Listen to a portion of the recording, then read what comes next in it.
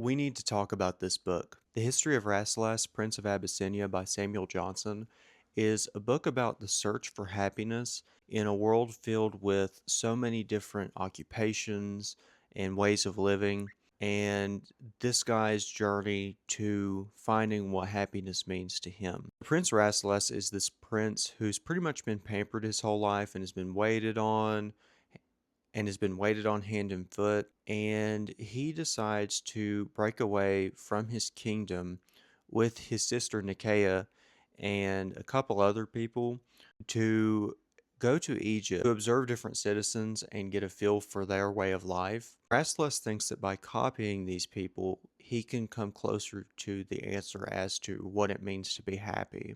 However, along the way, he finds out that while there may be fulfilling parts to these people's lives, it doesn't necessarily bring him closer to the answer as to what true happiness is.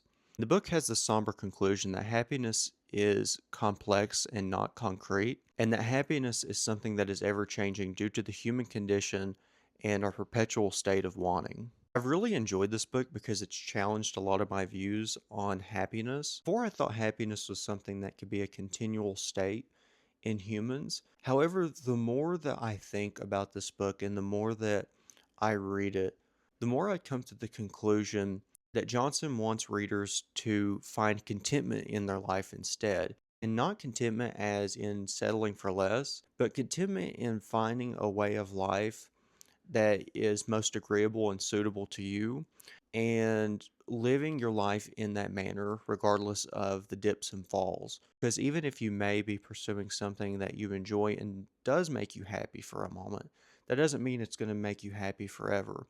And I think Johnson wants to warn readers to not be like Rasselas, because Rasselas is thinking that change will constantly make him happy. However, change puts him into this perpetual cycle of looking for happiness, which makes him miserable in the end. This is one book that's had a major impact on my life, and I hope you guys give it a read.